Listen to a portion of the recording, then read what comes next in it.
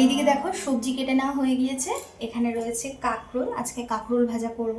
তো কাঁকরোল কেটে নিয়েছি। আর হচ্ছে এখানে রয়েছে চিকেনের জন্য পেঁয়াজ, টমেটো, আলু, ঠিক আছে, সব কিছু রেডি করে নিয়েছি, শুধু কাটাটাই বাকি রয়েছে, পেঁয়াজ আর টমেটোটা। তো এখন তো রান্না করছি না, যখন রান্না করবো তখন ওটা কেটে নেবো। আর এখানে রয়েছে এই যে মশলাটা রেডি করে নিয়েছি।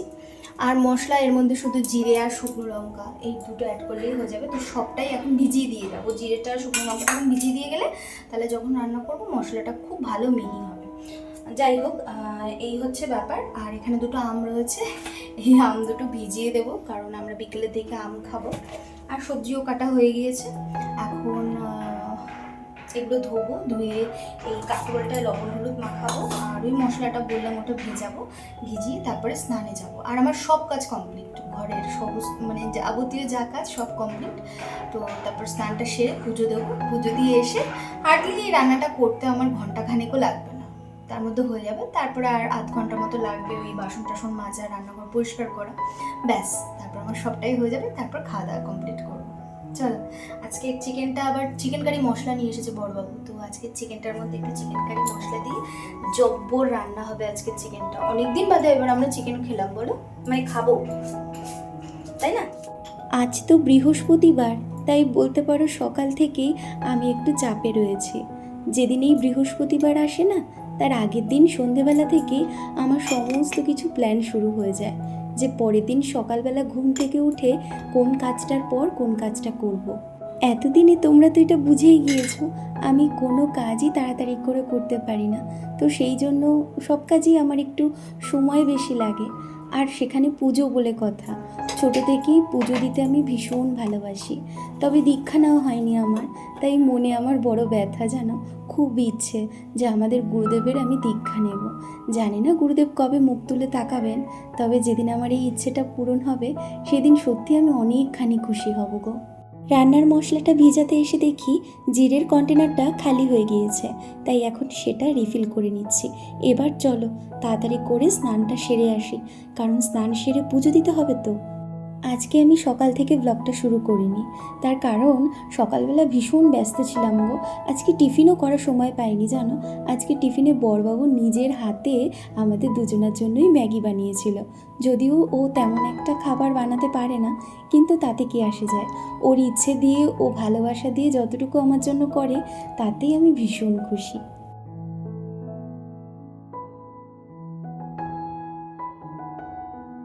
জানো তো, এই দুটো দিন ধরে না আমার মনে ভারী আনন্দ রয়েছে। কেন বলো তো? ওই যে আগের দিনের ব্লগে তোমাদেরকে বললাম না, তাকে বলেছিলাম তার পুজোর ফুল আমায় জোগাড় করে দিতে। আমার অনেক কষ্ট হয়ে যাচ্ছিল পুজোর ফুল জোগাড় করতে। সত্যি গো, এখন যেন আমি হাতে চাঁদ পেয়ে গিয়েছি, জানো। আমার ঘরে এখন এত ফুল রয়েছে যে ফুল দিয়ে ঠাকুরের আসন সাজালে একদম মনে হচ্ছে দু চোখ ভরে যেন তাকিয়েই থাকি। তবে এটা অবশ্যই সত্যি যে ঈশ্বর কখনোই বলেননি আমাকে অনেক ফুল দিয়ে পুজো দাও তবেই আমি তোমার পুজো নেব। ঈশ্বরের পুজো দিতে একটা বেলপাতা অথবা একটা তুলসী পাতাই যথেষ্ট। সবথেকে বড় মূল্যবান যে জিনিসটা, সেটা হলো মনের ভক্তি। ওই জন্যই তো বলে, কথায় আছে না, ভক্তিতেই একমাত্র ভক্তের মুক্তি মেলে। তবে সবই জানি, সবই বুঝি, কিন্তু ওই যে আমরা তো মায়াবী জীব, আমাদের মধ্যে কোনো কিছুই আমরা চিরস্থায়ী করে রাখতে পারি না। একটা সময়ের পরে গিয়ে সবই আমরা ভুলে যাই, আর তাই তো আমাদের এই অবস্থা। প্রতিটা বৃহস্পতিবারই সকালবেলা ঘুম থেকে উঠে চোখ খোলা মাত্রই আগে মাথায় এটা আসে, কতক্ষণে বাসি জামাটা চেঞ্জ করে আগে ঠাকুর ঘরে গিয়ে ঠাকুর ঘরে সমস্ত কাজ এক হাতে কমপ্লিট করে নেব। তারপরে তো ঠাকুরের বাসন খুব ভালো করে সার্ফ দিয়ে তেঁতুল দিয়ে মাজার একটা বড় কাজ রয়েছে। মানে তেঁতুল দিয়ে না মাজা পর্যন্ত না ঠিক শান্তি হয় না, জানো। আসলে কাঁসা পিতলের জিনিস তো, একটু তেঁতুল দিয়ে মাজলে না বেশ চকচক করে, দেখবে। এই যে মাটির গোল আকৃতিটা দেখলে না, এটার মধ্যে 5টা ধান আছে। 5টা ধান দিয়ে তার উপরে জলঘরটা বসাই। এটা না মা আমাকে শিখিয়ে দিয়েছে। একটা সময় যখন মা এগুলো করতো, তখন আমি বলতাম, এই জন্যই তোমার পুজো দিতে এত সময় লাগে, না হলে কি পুজো দিতে কখন এত সময় লাগে? ঠাকুরকে একটু মন দিয়ে ফুল দিয়ে সাজালেই হয়ে যায়। মা বলতো, সংসারের লক্ষ্মী যদি এই বৃহস্পতিবার দিন লক্ষ্মীর আসনে শ্রী না ফোটাতে পারে, তাহলে সে সংসারে কি করে শ্রী ফোটাবে?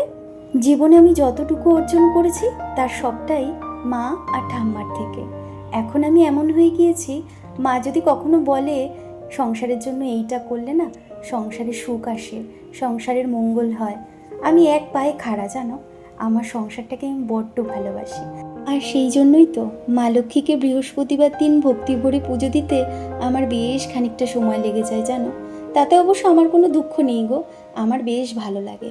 আমার সংসারের মঙ্গল কামনায় আমি এই বৃহস্পতিবার দিন জলঘট বসাই, মাকে পুজো দিই, মন ভরে মায়ের কাছে আমি সংসারের মঙ্গল কামনায় প্রার্থনা করি। আর আমি জানি মা না আমার ডাক শোনে, জানো। ঠাকুর পুজো দিয়ে তড়িঘড়ি রান্নাঘরে এসেই দেখি চিকেনটা ম্যারিনেট করা হয়ে গিয়েছে। দেখে যে কি খুশি হয়েছি, আসলে বৃহস্পতিবার তো, এই যদি চিকেনটা এখন ম্যারিনেট না করা থাকতো তাহলে বেশ খানিকটা সময় আমার আবার রান্নাঘরে এসে এই দিকটাই দিতে হতো। কিন্তু এই যে এই কাজটা উনি করে দিলেন বলে কি যে ভালো হলো।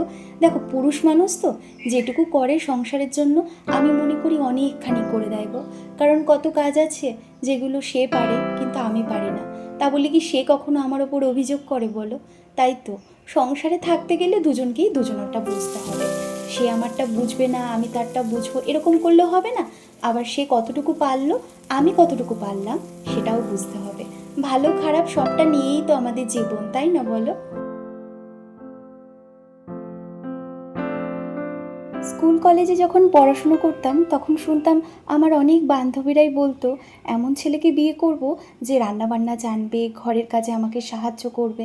কিন্তু আমি না তখন ওদের কথা শুনে অবাক হয়ে যেতাম, জানো। আমি ভাবতাম যে সে যদি এই কাজগুলোই করে তাহলে বাইরের কাজগুলো কে করবে।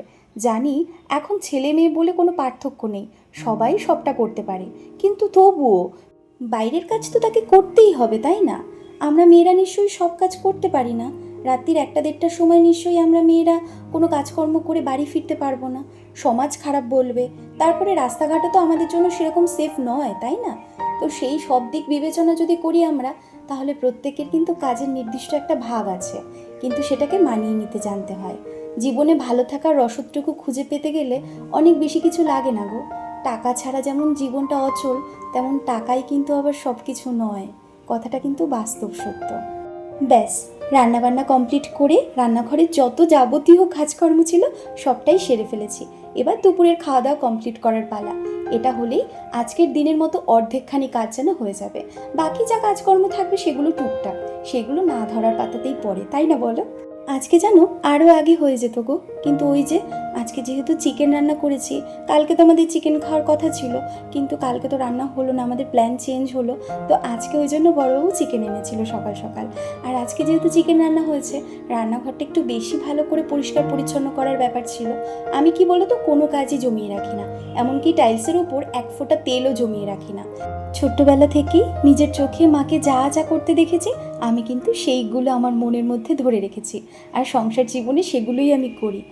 আমার মাকে দেখতাম নিজের সংসারটাকে অনেকটা পরিষ্কার পরিচ্ছন্নতা দিয়ে গুছিয়ে পরিপাটি করে রাখতো, আর সেইটা দেখে না আমার ঠাম্মা অনেকখানি খুশি হতো, বলতো ভাগ্য করে এরকম লক্ষ্মী প্রতিমা আনা যায় ঘরে। তখন যদিও হাঁটতে চলতে খেলাধুলোর ছলে কথাগুলো কান দিয়ে মনের মধ্যে শুধু প্রবেশই করে গিয়েছে, ব্যাস এটুকুই, আর কিছু না। তবে এখন খুব ভালো করেই বুঝতে পারছি কথাগুলো মনের মধ্যে দাগ কেটে দিয়ে গিয়েছে। বেঁচে থাকুক ঠাম্মার সকল সংস্কৃতি, আরও শ্রীবৃদ্ধি পাক তার প্রিয় সোনার সংসারটা।